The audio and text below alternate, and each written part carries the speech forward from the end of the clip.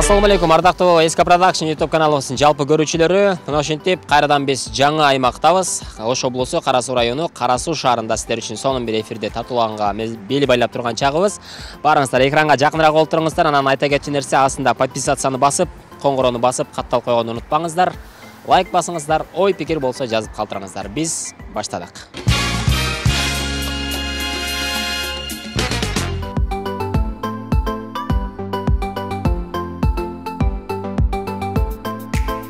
Кара Суу шаары Кыргызстандын Ош облусуна караштуу Кара Суу районунун борбору. Жалпы аянты 38,7 км квадратты түзөт. Деңиз деңгээлине 780 метр бийиктикте жайгашкан. Расмий түрдө шаар статусун 1960-жылы алган. Бүгүнкү күндө 30 миңден ашуун калк жашайт. Ош шаарынан 18 чакырым, борбор калабыз Бишкек шаарынан 650 чакырым алыстыкта жайгашкан.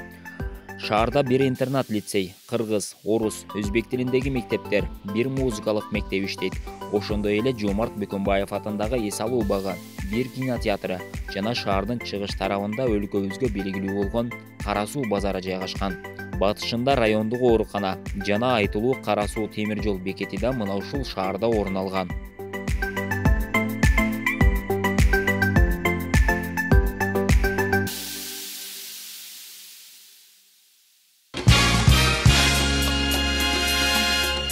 Кеттим съемканы, аны билбей калдым. Ассаламу алейкум. Экинчи курстан. Андан кийин окуган жок. Андан кийин окуган жокмун. Жок деп койдуңуз. Ай, жорт. Курста окудуңуз? Ооба деп койдуңуз. Ошол боюнча окуган. Жок, бул хобби. Жок деп койдуңуз. Ош мамлекеттик университети. Мен 200 сом акчалай белек берем. Белек кут болсун. Азыр жөн эле окуп баштайлы элек. Ай. Бар деп чоосай. Ооба деп койдуңуз. Ооба. Урматтуу достор, биз ар бир аймакка барган сайын сөзсүз түрдө таланттуу инсандарга бир кайрылып, алар менен бир сонун оюнубузду ойноп, жана ошондой эле алар менен кызыктуу жаңылыктар менен бөлүшөбүз. Бүгүнкү эфирибизде дагы Кара Суу районунда таланттуу инсандардын бири, Кара Суу райондук маданият үйүнүн мүдүрү, биздин сыймыктанган агабыз. Кайсы бир учурларда бул агабыздын Жеңелер деген чыгармасы деги эле Кыргызстанда эмес, Орто Азияга чейин белгилүү болгон бул ырчы Санжар Кошбай уулу. Ассаламу алейкум. Алейкум ассалам. Денсаулыктарыңыз кандай? Жакшы. Үй бүлөңүз? Жүрөт. Жакшы. Чыгармачылыкта кандай жаңылыктар болуп атат? Кайсы тарабынан баштайын? Болор эт. Сизге кайсы жагы оң келет? Чыгармачылык тараптан эки түрдүү чыгармачылык тарап болуп атат азыр. Бири мамлекеттик кызматта болсо, экинчиси өзүмдүн жеке чыгармачылыгым. Азыркы учурга пандемия болуп калганына байланыштуу бир аз солгундоп калды. Негизи пандемия учурунда бир чыгармачыл инсандар үчүн жакшы эле бир мүмкүнчүлүк болду окшойт, Мүмкүнчүлүк болду, бирок көбөйүп кетти да. Тандоо, азыр эми тандоо процессине келдим. Чын эле тематика менен музыка кайсы жерине келет. Кайсы жерде экөө айкалышат. Качан ыр менен сөз, ону аткаруучулук, чеберчилик бардыгы айкалышканда анан хит болот да. Биз ага чейин хиттер ким жазып берет экен деп, акындарга барып сөзүн жазып бербейбизби деп. Ошентип жүргөнбүз. Бир көрүүчүлөрүбүз менен амандашып алыңыз, анан биз оюнубузду баштайлы. Сен сразу эле кеттиң съемканы, аны билбей калдым. Ассаламу алейкум, урматтуу телефон, телевизор, интернет тармагынан көрүп аткан туугандар. Ассаламу алейкум, урматтуу мырзалар жана айымдар, жалпы эле замандаштар деп кайрылайын. Барыңыздарга жагымдуу маанай, жакшы күн каалайм. Сон. Биз ар бир аймак сайын ар бир аймакка кыдырып, сонун бир оюн жүргүзүп атабыз. Ооба жок деген. Көрүп калсаңыз керек интернет барактарынан ошол оюнду сиз менен ойнойбуз. Эгерде жеңүүчү болсоңуз 200 сом акчалай белек утуп аласыз. Ойлонуп, шашпастан жооп бериңиз. 2 минут убакыт ооба жок деген сөздөрдү колдонбой, менин суроолорума жооп беришиңиз керек. Даярсызбы? Акчаңды берип кое бербейсиң, баары жеңилесиң да. Жок, аракет кылып көрөлүк. Өзүң жок деп жеңилип калдың го уже. Башында эле деги. Убакыт кетти, баштадык. Санжар Кошбай уулунун негизи кесиби кандай? Негизи кесиби соцпедагог. Кесип боюнча иштеген жоксузбу ошондо? Кесип боюнча деле иштеп атам. Ошондо социалдык тармакка карайбыз да биз деле, маданият тармагы. Ошондо шайкеш келип атат. Шайкеш келет. Канча жыл болду негизи келгениңизге бул тармакка? Бул районго келгениме 10 жылдын 100 болду быйыл. 2013 жылдан бери иштейсиз. Ошондой. Жакшы. 10 жыл дегенingizге эсептеп көрүп атам. Жакшы математиканы окупсуң. Ооба, окудум. Өзүң жеңилип калдың. Негизи жок, менин айтканым эсепке кирбейт. Сиздин да айтканыңыз эсепке кирет. 40 секунд болду, Санжарга аракет кылыңыз. Ай жеңелер деген чыгарма кайсы учурда канча жылы жаралды эле? Бул 91-жылдары жаралган. Сөзү да өзүңүздө. Бул менин Бакыт Эркинбаев деген агам бар, айылда.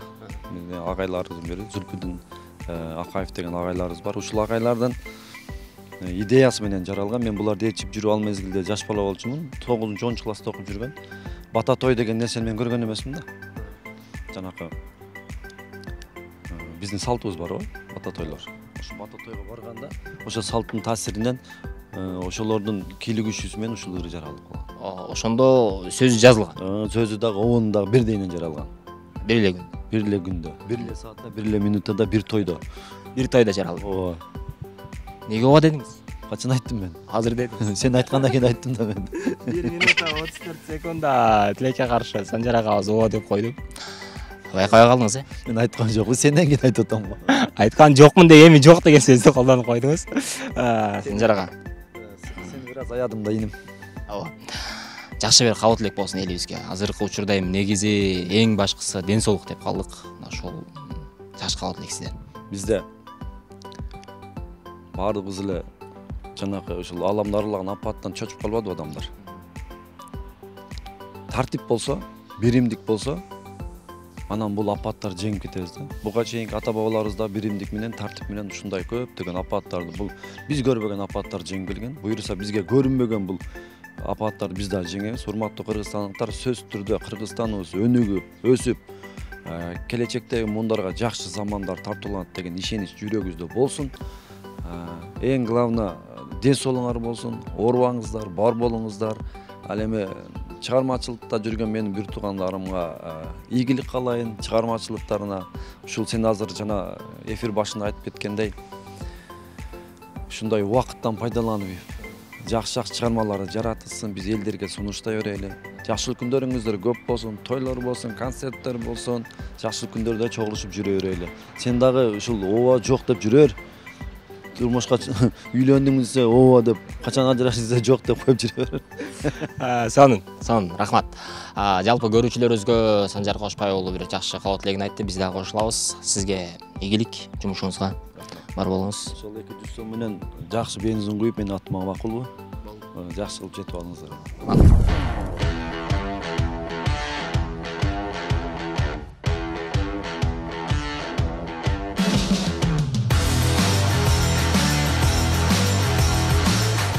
Урматтуу достор, биз дагы да болсо сапарыбыз уланып жаткан мезгилибиз. Маданият кызматкерлерине кайрылабыз дагы да болсо.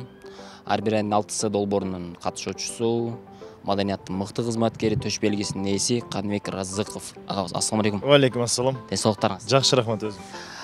Бишкектен качан келдиңиз? Бишкектен карантинден мурун келгенмин. Ошол бойдон айылда жүрөсүз? Ошо боюнча айылда жүрөм. Чыгармачылыкта кандай жаңылыктар болуп атат? Чыгармачылык эми азырынча токтоп турат десек деле жакшы го дейм мен. Сценарийлер бар бирок даяр. Сценарийлер жаман көп. Даяр, Даяр, Кудайым буйрса. Биз кыска нуска ойнойт атабыз. 2 минутта убакыт. Билесиз. Ооба жок, Ооба жок деп айтпаш керек. Ооба жок деп айтпаш керек. Эмнеге да жазып алыпсың сен. Ооба жок. Демек, сиз даяр болсоңуз мен убакытка коем. Эгерде жеңүүчү болсоңуз 200 сом акчалай белек утуп аласыз. Эгерде жеңбей калсам сага бербейм, Аны көрөбүз. Аны көрөбүз, кеттик анда, убакыт кетти, баштадык. Каныбек Разыковдун үй бүлөсү кандай? Канча баласы бар? 2 уулум бар. 1 аялым бар. Бир аялыңыз. Ошо. Жакшы. Кайсы жерден үйлөнгөнсүз? Жалал Абад областы, Октябрьский. Канча жыл болду? Сузак району, Октябрьский айылда. Так, 2011 үйлөнгөнмүн. Ошондо 9 жыл. 9 жыл болду. Жакшы. Кесибиңиз кандай өзү? Негизи окуп бүткөнсүз да? Негизи окуган деле эмеспиз. 2001 жылы Кыргызстан кинотеатрында даярданганбыз, репетиция кылып ошол. Жок, негизи сахнадан тышкары дейм. Негизи кесибиңиз кандай? Негизги кесибим менеджмент. Бизнес боюнча окугансыз. Бизнес боюнча окуп, жакшы эле окуп келатып отчисление болуп кеткем. Канчанчы курстан? 2-нчи курстан. Андан кийин окуган жоксуз?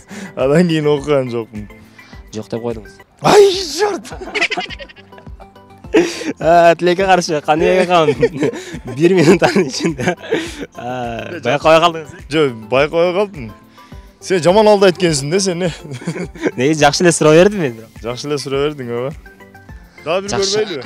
Дагы бир көрөлү, Дагы бир көрөлү. Дагы бир мүмкүнчүлүк берели сизге. 1 минутта бул деле жакшы жетет негизи.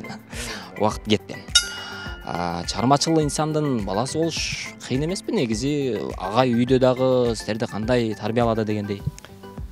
Чыгармачылык адамдын баласы болуш оңой эле.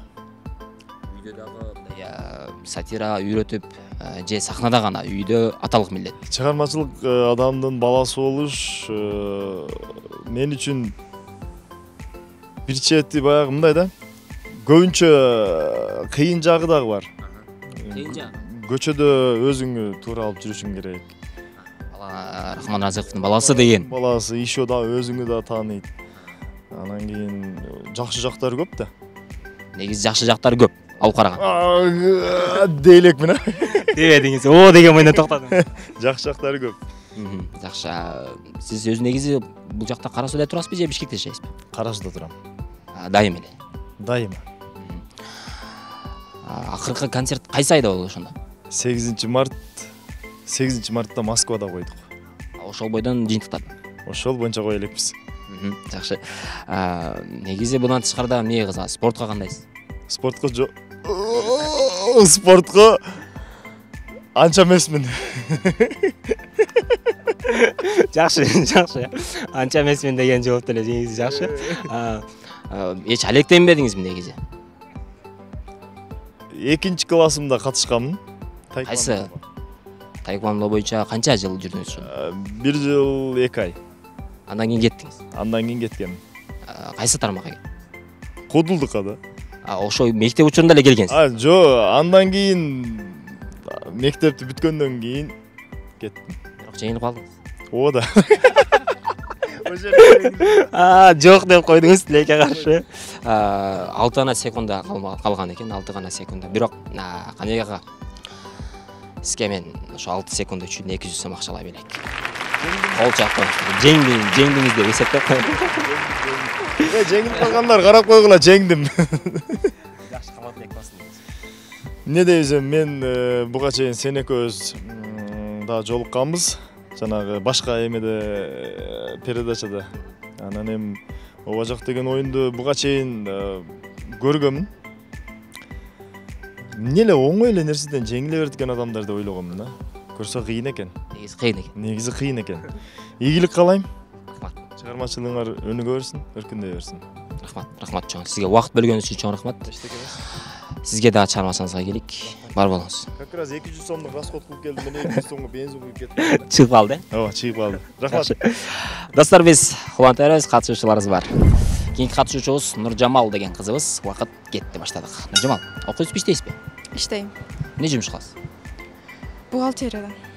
Канча жылдан? Не дейсиз? Канча жылдан? 1 жыл. Эми эле жумушка кирдиңиз? Эми эле жумушка кирдиңиз? 1 жыл болду. Кайсы жерде? Кара Сууда. Кайсы ишкана? Соцзащита. Социалдык коргоо бөлүмүндө? Ошондой. Бул боюнча окуп бүттүңүзбү кесипти? Окуум башкача. Кайсы окууда негизи? Дизайнер. Анан бул тармакка кандай келип калдыңыз? Же курста окудуңузбу? Ооба. Ооба деп койдуңуз. Келиңиз Нуржамал. Сизге бир эркин микрофон 40 секундда жакшы жетишкендик, бирок ошентсе да бир микро белегибизди берелик. Washington чипслары элибизге жакшы кабат элек болсун. Элибизде тынчтык болсун. Келечектеги ушул шайлоодо добуштарыбызды сатпай жакшы өтө алайлы. Сону каалап элек. Рахмат убакыт бөлгөнүңүз үчүн. Урматтуу достор, биз дагы да болсо чыгармачыл инсандар менен уланып жаткан мезгилибиз. Турсунбек Жолдошев деген биздин эстрада ырчысы агабыз бар. Мына келип калды өзү дагы. Келип токтогон жеринен улантып баштайлык. Ассаламу алейкум. Түшүп алыңыз. Ассаламу алейкум. Кандайым, жакшы? Мен сол жакшы. Жакшыраак. Амансызбы? Шүгүр. Районго келип калдык, шаарга келип калдык. Рахмат.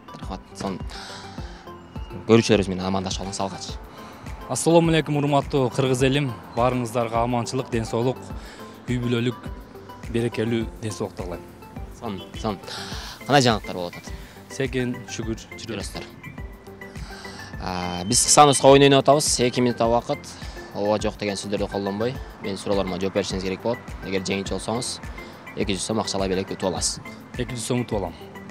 Даярсызбы? Убакытты коебуз анда. Баштадык. Шашпастан ойлонуп, кенен жооп берсеңиз болот. Бирок убакытты созбой жок. Убакыт кетти. Көп ойлонсом да болорбу? Жок, анда болбогон. Убакыт кетти. Турсунбай ага, негизи кесибиңиз кандай? Кесибим музыкант. Ошол боюнча окуган. Жок, бул хобби. Жок деп койдуңуз. Тилекке каршы 18 эле секунда. Тилекке каршы. Турсунбай ага, мен сизге дагы бир мүмкүнчүлүк берейин. Убакытты башынан койдук. Ойлонуп жооп бериңиз. Эске алыңыз, кеттик анда. Канча балаңыз бар? 4. Канча балган жагыз? 2 уул, 2 кыз. Балдарыңыз мектепке бардыбы? Ооба. Ооба дедиңиз. 10 секунда. Турсунбай ага, келиңиз. Убакыт бөлгөнүңүз үчүн чоң рахмат. Биринчиден, бирок тилекке каршы жеңилип калдыңыз. Ошентсеңиз дагы кели. Биздин өнөктөшүбүз Washington чипслары. Балдарыңызга дагы бирди берчи. Балдарыңызга белек болсун. Жакшы. Ошондой кылыңыз. Жакшы кабыл тилек болсун. Ошо кыргыз элимде ар дайым жакшылыктар болсун, жаман оору жок болсун. Ар бир үй бүлөдө жараткан жакшылык консун. Силерге да ишиңерге ийгилик, аман болуңар. Рахмат чоң. Убакыт бергөнүңүз үчүн чоң рахмат. Washington чипсылары. Байланыш үчүн телефондор 0777 0047 30. Кийинки катышуучубуз Гүлиза деген кызыбыз. Убакытты койдук, баштадык. Гүлиза, окуйсузбу? Ооба. Оюндун башында ооба дейт да ушинтип. Гүлиза, мен убакытты башынан койдум. Шашпастан ойлонуп жооп бериңиз. Мен сизге шарт түшүндүрдүм, Кеттик анда. Кайсы окуу жайда окуйсуз? Программистке тапшырдым ошмуда. Биринчи курсусуз. Курсмун, биринчи курсмун. Окуу кандай болуп атат? Онлайн режимде болуп? Жакшы болуп атат онлайнда. Онлайн режимде. Кандай көнүшүп атасыздарбы жакшы? Жакшы эле. Ош мамлекеттик университети? Ооба, Ош мамлекеттик университети. Ооба деп койдуңуз. 24 секунда. Ошентсе да бир кичинекей белек сиз үчүн. Убакыт бергөнүңүз үчүн чоң рахмат. Элибизге жакшы кабыл тилек болсун. Ушул Кыргызстан элдерибиз жакшы болсун. Эч качан ушул вируска, пандемияга качкан элдер, ушу больницада жаткан элдер дайыма айыгып кетип, өлкөбүздө дайыма тынччылык болсун. Рахмат.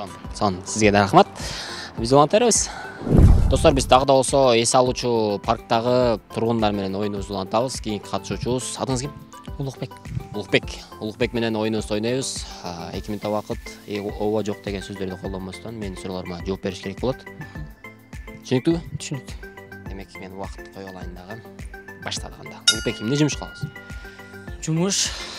Жумуш той топуларда, анан өзү базарда болот. Базарда иштейсиз? Базарда иштейбиз. Эмне алып сатасыз? Мен повар болуп иштейм базарда, бир кафенин биринде. Ашканада иштейсиз. Эмне тамактарды жасай аласың? Тамак эми биштексинен баштап, жей турган тамактардын бүт баарын жасайбыз азыр. Негизи окугансың да бул боюнча? Бул курс боюнча окуганбыз. Окуп анан жумушка кирдиң? Окуп, сертификат алып жумушка кирдик. Канча жыл болуп иштеген? Кудайым буйруса, быйыл январдан бери эле 9 ай болуп калды. Ошондо 1 жыл болуп калыптыр. 1 жыл болоюн деп калды. Жакшы. Өзүң кайсы жерден? Кара Суу районунун кайсы жеринен? Киров айылынан. Ошондо Шаардан. Шаардан эмес.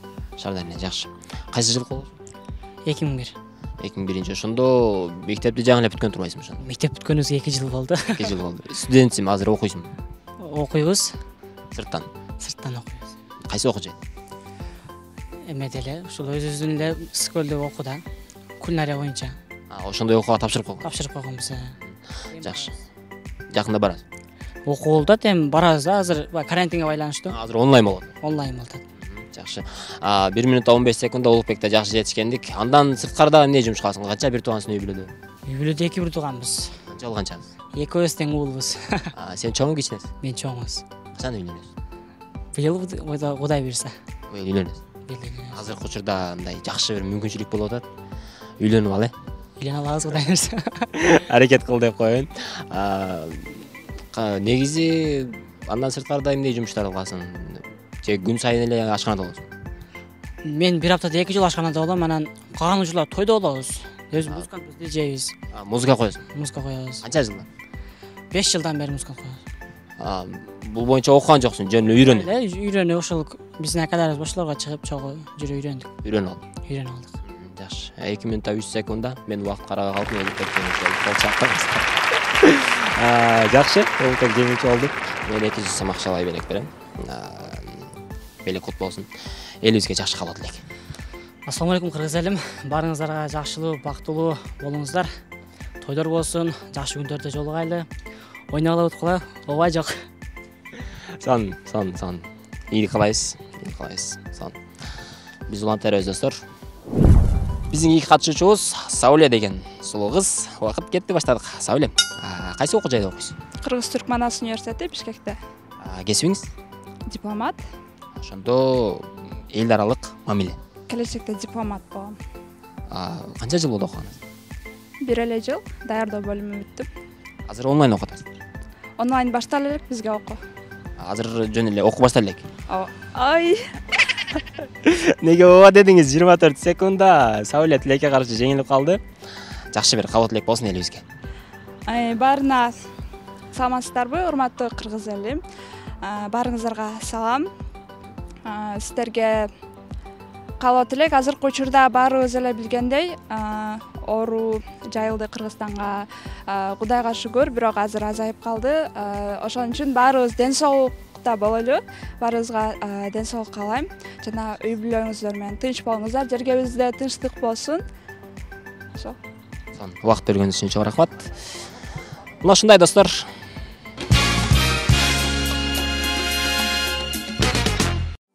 Мына ушинтип Кара Суу шаарындагы эфирибизди дагы жыйынтыктадык достор. Баарыңыздарга көңүл бурганыңыздар үчүн чоң рахмат айтабыз. Подписацияны басып, коңгуроону басып, катталганды унутпаңыздар. Ой пикир болсо жазып калтырыңыз. А биз болсо өзүбүздүн демөөрчүбүзгө ыраазычылык билдиребиз. Ошол болсо Кара Суу району Саргылот айылынын тургуну Лачын Азимбек уулу деген досубузга чоң рахмат. Бизге кайсы бир деңгээлде жардам көрсөтүп жатат. А биз болсо бир жумадан соң жолугабыз. Чоң рахмат.